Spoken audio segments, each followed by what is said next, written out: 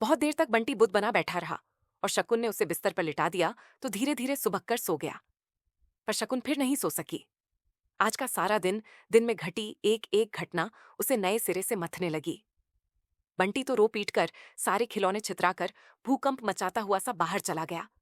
पर वह जैसे अभी तक उसके कंपन को महसूस कर रही है। अमिजोत के सहमे हुए चेहरे और क्षण भर को डॉक्टर के माथे पर खींच आए पल, लगा जैसे शकुन से ही कोई भारी अपराध हो गया हो। जरूर ही उस समय उसके चेहरे पर बड़ी कातर सी बेबसी उभर आई होगी। तभी तो डॉक्टर ने पीठ सहलाकर उसे दिलासा दी। बच्चों की बात को लेकर तुम इतनी परेशान क्यों हो रही हो? Take it easy. पर खुद वह शायद इजी नहीं हो पाए थे। उस समय शकुन के मन में इस तरह गुस्सा उफन रहा था कि मन हो रहा था बाहर जाए और बंटी की धुनाई कर दे। पर अच्छा ही हुआ कि गई नहीं, वरना इस समय वह बैठी अपने को ही कोस रही होती। एयरगन की ठाई ठाई भीतर तक सुनाई देती रही थी और शकुन को लग रहा था जैसे यह शब्द उसके और डॉक्टर के बीच फैलता चला जा रहा है, फैलता चला जा रहा है। इस समय शकुन के मन में कोई गुस्सा नहीं है। बस उसे लग रहा है जैसे बंटी उसे हर जगह ही गलत सिद्ध कर देता है। वकील चाचा ने कहा था, तुम बंटी पर इतना निर्भर करती हो, उसे अपनी जिंदगी का केंद्र बनाकर जीना चाहती हो। यही गलत है। केवल तुम्हारे लिए ही नहीं, बंटी के लिए भी। Let him grow like a boy, like a man. सारे समय अपने में दुबकाए रखोगी तो क्या बनेगा उसका?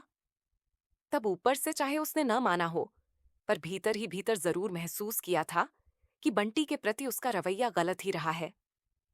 और आज डॉक्टर को लेकर वह जहां पहुंच गई है, उसके मूल में उस समय कहीं बंटी को अपने से मुक्त करने की इच्छा ही नहीं थी। यूं शायद और भी बहुत कुछ था, पर बंटी भी कहीं था तो सही ही। अपने को परिचित कराने के बाद डॉक्टर शकुन को अपने घर और बच्चों से परिचित करा रहे थे, जो बहुत सीधी है और अमी बहुत शैतान। लड़कियां जिद्दी भले ही हों, पर स्वभाव से शांत और सीधी होती हैं, और लड़के जन्म से ही गुस्सैल और ऊधमी। लेकिन बंटी उस तरह से उधम बिल्कुल नहीं करता। जिद्दी जरूर है, फिर भी अपनी उम्र से कहीं ज्यादा समझदार। और यह कहते हुए अपने बंटी के प्रति उसके मन में कैसा गर्व जागा था। तुम उस पर शायद इतना ज्यादा हावी रही हो कि वह पूरी तरह लड़का बन ही नहीं पाया। तुमने उसे ऊधम करने ही नहीं दिया। हाँ, औरतों वाली जिद और रोना जरूर सिखा दिया। डॉक्टर सहज भाव से हंस पड़े थे, पर तब भी शकुन ने अपने को अपमानित महसूस किया था। डॉक्टर शायद भांप गए थे। मैं तुम्हें दोष नहीं दे रहा, इस तरह की स्थिति में ऐसा हो जाया करता है। मैं तो स्थिति बता रहा था। पर इस संशोधन से स्थिति संभली नहीं थी। अपने ही मन में एक कचोट थी जो हर बार किसी न किसी बात से गहरी हो जाती थी। जिंदगी में हर ओर से कटकर वह पूरी तरह बंटी से जा चिपकी थी। सोचा था अपना सारा समय और सारा ध्यान वह उसी पर केंद्रित कर देगी, अपने सारे अभावों की पूर्ति उसी से करेगी।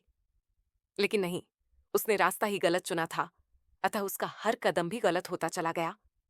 और तब उसने एक नई जिंदगी शुरू करने का निर्णय ले डाला था। बंटी को अपने से काटकर नहीं, अपने से जोड़कर ही लिया था यह निर्णय। गर्मियों की छुट्टियों के 2 महीने, 2 महीने की खिन्नता और ऊब के साथ साथ बंटी का उन दिनों का व्यवहार, उम्र से पहले ही ओढ़ी हुई उसकी समझदारी को कितनी तकलीफ के साथ झेल पाती थी वह। शकुन के हर दुख को अपना दुख और उसकी हर कही अनकही इच्छा को एक आदेश सा बना लेने की बंटी की मजबूरी ने शकुन को अपनी ही नजरों में अपराधी बनाकर छोड़ दिया था। दिन में 2-4 बार पापा की बात करने वाले बच्चे ने कैसे इस शब्द को काटकर फेंक दिया था। शब्द को ही नहीं, अजय के भेजे खिलौने, उसकी तस्वीर तक को अलमारी में बंद कर दिया था। बिना शकुन के चाहे या कहे भी वह उसे प्रसन्न करने का भरसक प्रयत्न करता रहा था। और कैसे शकुन का कष्ट बढ़ते बढ़ते असह्य सा हो गया था। नहीं नहीं, यह सब अब और नहीं चलेगा, चल नहीं सकता। वे दोनों ही अब अपनी अपनी जिंदगी जिएंगे, शकुन शकुन की और बंटी बंटी की। और तभी से उसने अपने को धीरे धीरे काटकर बंटी को और अधिक आत्मनिर्भर बनाने की कोशिश की है। वकील चाचा ने केवल संकेत किया था और डॉक्टर ने बहुत ब्लंटली कहा, यह तुम माँ बेटों का चूमने चाटने और गले में बाहें डाल डालकर लिपटने वाला जो रवैया है, वह अब बंद होना चाहिए। लगता है तुम अपनी इस अर्ज को भी बंटी के साथ ही पूरा करती हो। पर अब तो सही जगह और सही ढंग, यूं शायद बात भीतर तक बेच जाती। पर बात के अंत में जो आमंत्रण भरा संकेत था, वह शकुन को ऊपर से नीचे तक गुदगुदा गया। तब से उसने बंटी को अपने से अलग सुलाना शुरू किया था। धीरे धीरे वह आश्वस्त होने लगी थी कि उसने केवल अपने लिए ही नहीं, बंटी के लिए भी एक सही जिंदगी की शुरुआत कर दी है। अब बंटी को हर जगह और हर बात में पापा की कमी नहीं अखरेगी। व्यक्ति चाहे बदल जाए, पर उस स्थान की पूर्ति तो हो ही जाएगी। अब वह उतना अकेला नहीं रहेगा। 2 बच्चों का साथ उसे और अधिक नॉर्मल बनाएगा। He will grow like a boy, like a man. पर उस दिन कंपनी बाग से लौटने पर अकारण ही बंटी का रोना, उसके बाद बंटी का एक अजीब ही उखड़ा उखड़ा और कटा कटा सा रवैया, और आज का तूफान। क्या शकुन से फिर कहीं कोई गलती हो गई? वह इतनी देर से बैठी किस बात का लेखा जोखा कर रही है, और क्यों? किस लिए वह इतने तर्क पेश कर रही है? याद नहीं, पर किसी संदर्भ में एक बार डॉक्टर ने ही कहा था कि मनुष्य जब अपने भीतर ही भीतर बहुत गिल्टी महसूस करता है, तो तर्क से वह अपने को जस्टिफाई करता रहता है। अपने हर गलत काम को जस्टिफाई करता रहता है। न करे तो इतना अपराध बोध ढोकर वह जी नहीं सकता। जहां जस्टिफिकेशन है, वहां गिल्ट है। तो क्या उसके अपने मन में भी कोई गिल्ट है? इतनी देर से तर्क दे देकर वह अपने अपराधी मन को ही समझाती रही है। बार बार बंटी के हित की दुहाई देकर कहीं वह अपने किसी गलत काम को ही तो सही सिद्ध नहीं कर रही। मन न इस बात को मानता है, न उस बात को। सही गलत की बात भी वह नहीं जानती, जानना भी नहीं चाहती। इस समय इतना ही काफी है कि जीवन में जितना भरा पूरा वह इन दिनों महसूस कर रही है, उसने कभी नहीं किया। बल्कि आज अगर उसे किसी बात का अफसोस है, तो केवल इसी बात का कि यह निर्णय उसने बहुत पहले क्यों नहीं ले लिया। क्यों नहीं वह बहुत पहले ही इस दिशा की ओर मुड़ गई? किस उम्मीद के सहारे वह 7 साल तक यूं घिसटती रही? 7 साल का वह जीवन मात्र घिसटना ही तो था। घिसटना और तिल तिल करके टूटना एक पुरुष का साथ जिंदगी को यूं भरा पूरा बना जाता है। यह तो उसने कभी सोचा ही नहीं था, अजय के साथ रहकर भी नहीं। आज लगता है साथ रहना भी कितनी तरह का हो सकता है। सारी जिंदगी साथ रहकर भी आदमी कितना अकेला रह सकता है, और किसी का हल्का सा स्पर्श भी कैसे जिंदगी को किसी के साथ होने के एहसास और आश्वासन से भर सकता है। बाहर से कम अभी तक कुछ भी नहीं बदला है। वही कॉलेज, वही घर, बंटी और फूफी भी वही हैं। पर भीतर से मन का कोना कोना जैसे भरसा गया लगता है। उस दिन डॉक्टर की दिलवाई हुई साड़ी पहनकर जब वह गाड़ी में बैठी, तो डॉक्टर कुछ देर उसे देखते ही रह गए। वह देखना, केवल देखना भर नहीं था, कुछ था जिसमें रोम रोम जैसे भीगता डूबता चला जा रहा था।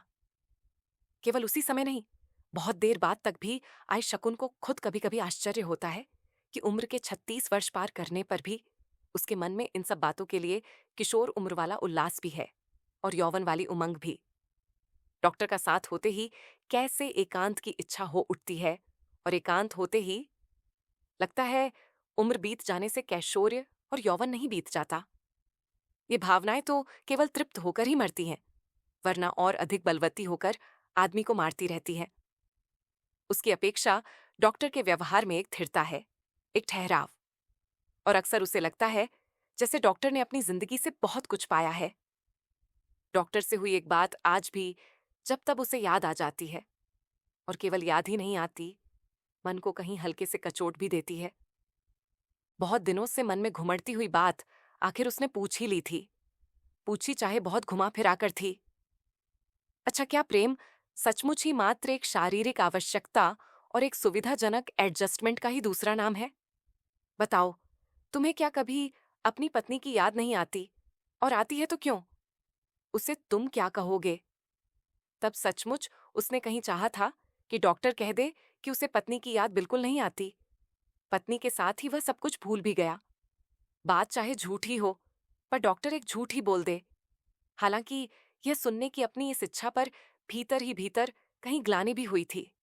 फिर भी अच्छा तो यही होता शकुन, तुम उसका जिक्र कभी करती ही नहीं।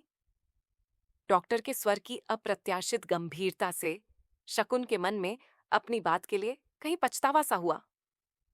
प्रमीला के साथ का जीवन, वह जैसा भी था, अच्छा या बुरा, मेरा इतना निजी है कि मैं उसे किसी के साथ शेयर नहीं कर सकता। तुम गलत मत समझना और बुरा भी मत मानना। वह एक अध्याय था जो उसी के साथ समाप्त हो गया और अब मैं उसे किसी के साथ खोलना नहीं चाहता। चाहूं तो भी खोल नहीं सकता, शायद अब तो अपने सामने भी नहीं।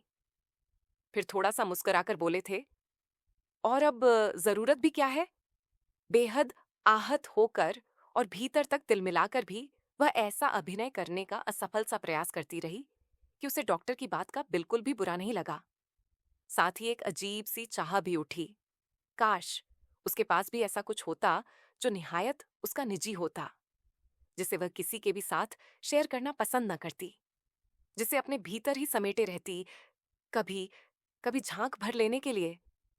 पर कहीं भी तो कुछ नहीं।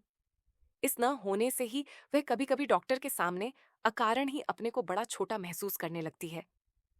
लगता है जैसे डॉक्टर ने स्वीकार करके उस पर बड़ी कृपा की है। छोटा बनकर जीना उसके अहं को बर्दाश्त नहीं, और बड़ा होकर जीने लायक उसके पास कोई पूंजी नहीं। तब एक अजीब सी मानसिक यातना में वह अपने को पाती है, और फिर डॉक्टर ही उसे इस मानसिक यातना से उबारते हैं। अब तो हर बात के लिए वह डॉक्टर पर इस कदर निर्भर करने लगी है कि लगता है एक कदम भी डॉक्टर के बिना चल नहीं सकेगी। औरत कहीं की कहीं पहुंच जाए, फिर भी पुरुष का साथ उसके लिए कितना जरूरी है। पर वह साथ हो, सही अर्थों में। नहीं, वह इस साथ के बीच में अब कोई बाधा बर्दाश्त नहीं करेगी। बंटी की भी नहीं। कल वह डॉक्टर से ही बात करेगी। डॉक्टर की बातों में, उसके सारे व्यक्तित्व में कुछ ऐसा है जो शकुन को आश्वस्त करता है।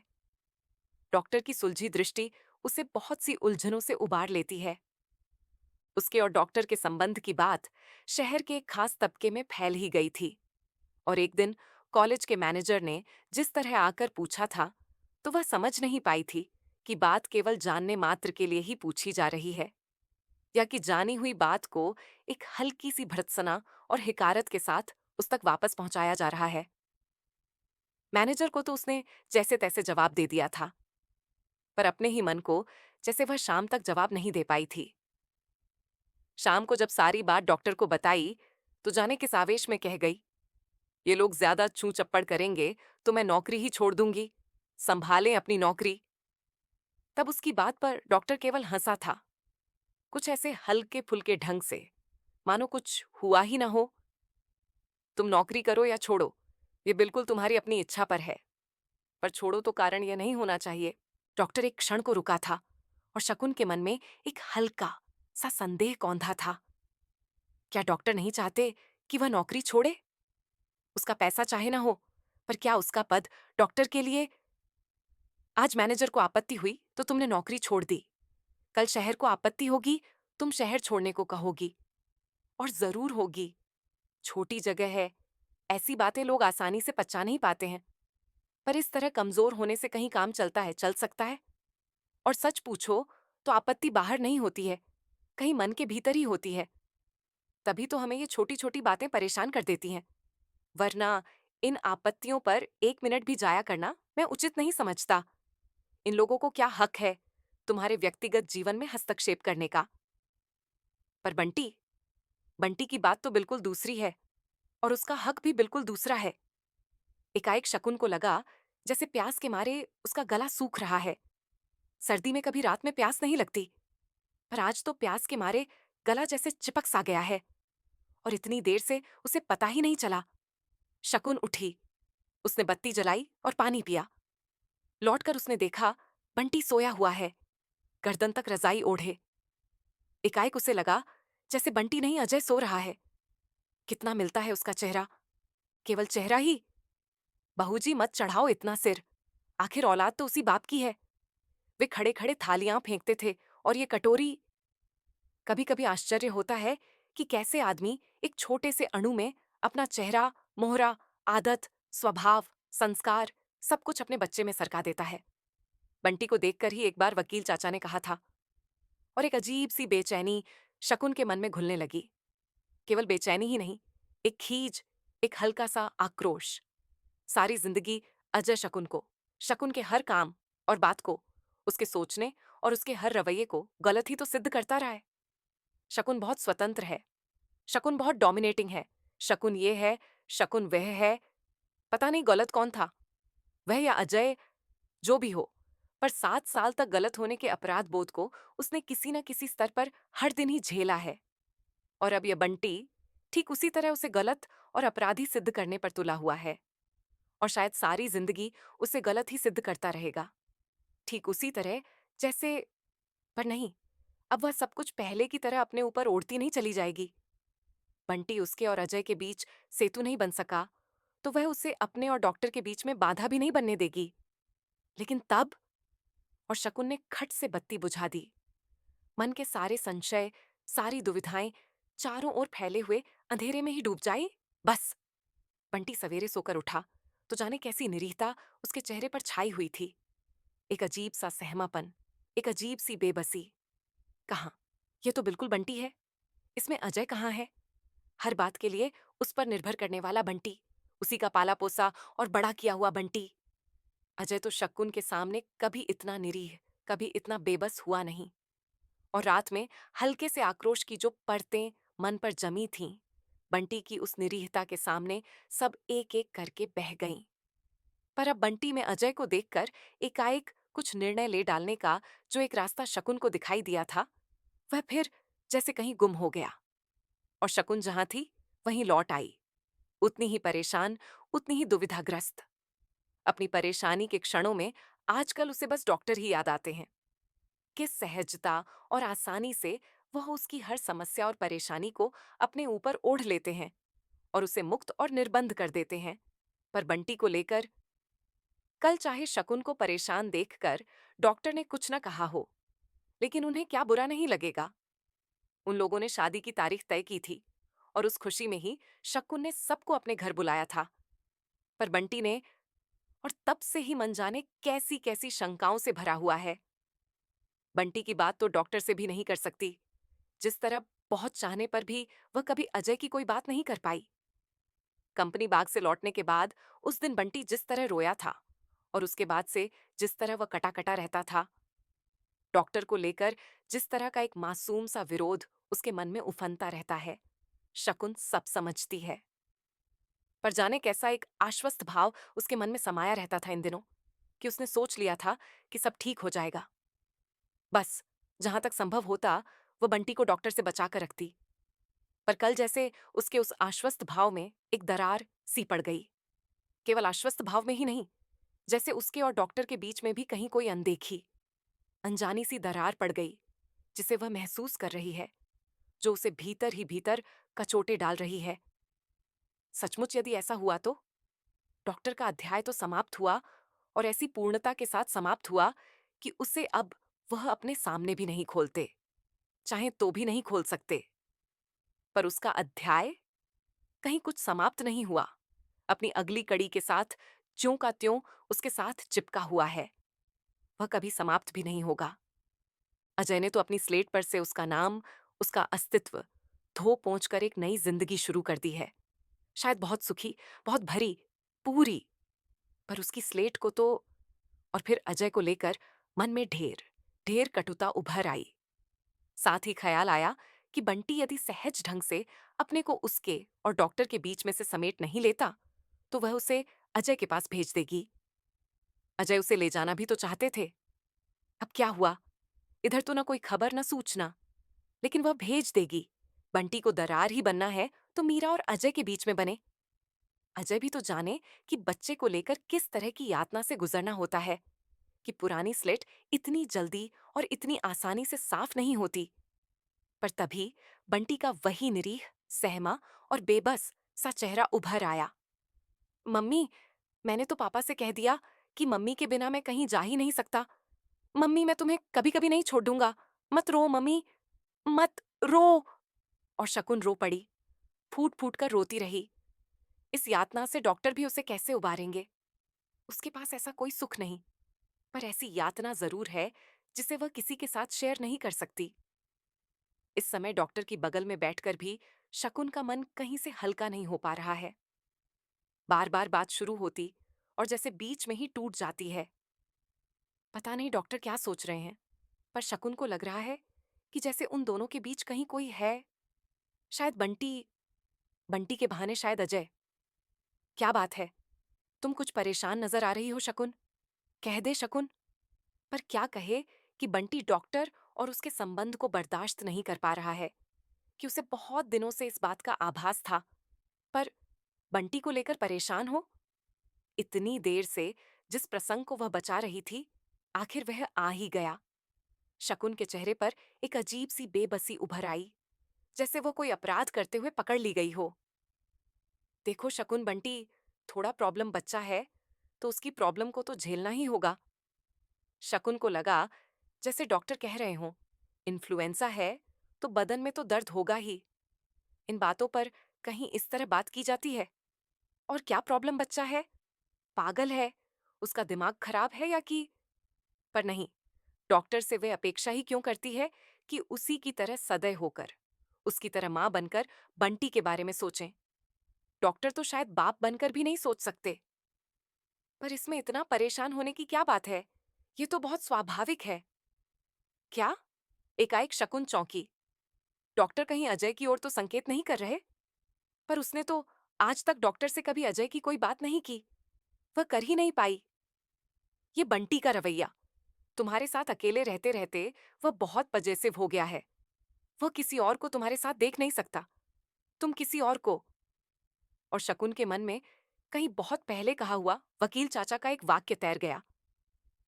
तुम जानती हो, अजय बहुत इगोइस्ट भी है और बहुत पजेसिव भी। अपने आप को पूरी तरह समाप्त करके ही तुम उसे पा सको तो पा सको। अपने को बचाए रखकर तो उसे खोना ही पड़ेगा। वह अपने को समाप्त नहीं कर सकी थी, इसीलिए उसे अजय को खोना पड़ा। समाप्त तो वह अभी भी अपने को नहीं कर सकेगी। अब अपने को समाप्त करने का मतलब है अपने और डॉक्टर के बीच का सब कुछ समाप्त कर देना। पर यह तो, शकुन का मन कहीं बहुत गहरे में डूबने लगा। तुम्हें बहुत ही धीरज से काम लेना चाहिए। जानती हो, इस तरह बच्चों के साथ सख्ती करने से वे एकदम चुप्पे हो जाएंगे, बहुत ही सबमिसिव और सहमे हुए। और नरमाई से पेश आने से वे उद्दंड हो जाएंगे, डॉक्टर जैसे किसी रोगी को उपचार बता रहे हों। केवल उपचार ही था या कुछ और भी? बंटी में संतुलन लाने के लिए पहले तुम्हें अपने में संतुलन लाना होगा। पर तुम खुद बहुत समझदार हो शकुन। शकुन ने कुछ ऐसी नजरों से डॉक्टर की ओर देखा, मानो इन शब्दों के भीतर की बात को जान ले, असली बात को जान ले। पर डॉक्टर के चेहरे पर कहीं भी तो कुछ नहीं था। कोई शिकन नहीं, कोई छाया नहीं। या कि शकुन की अपनी दृष्टि ही धुंधला गई है, कुछ भी देखने की सामर्थ्य उसमें नहीं रही है। वह क्या करे? छलनी हुआ मन सहज भाव से कुछ भी तो ग्रहण नहीं कर पाता। उसकी आंखें छल छला आईं। डॉक्टर ने बहुत स्नेह से शकुन की पीठ सहलाई, तो एक बार मन हुआ वह अपने को डॉक्टर की बाहों में छोड़ दे। तो क्या सचमुच ही डॉक्टर के मन में बंटी को लेकर कोई नाराजगी नहीं, कोई दुर्भावना नहीं? डॉक्टर के उस स्पर्श ने अनायास ही उसके भीतर की गांठ को धीरे से खोल दिया। लेकिन शकुन है कि चाहकर भी जैसे कुछ नहीं कह पा रही है। लेकिन क्या तुम नहीं समझोगे डॉक्टर? बंटी, बंटी ने अजय को ज्यों का त्यों इनहेरिट किया। वह कभी मेरे साथ तुम्हें बर्दाश्त नहीं कर सकेगा, मैं जानती हूं। शकुन को लगा अब वह सारी दुविधा खोलकर रख देगी।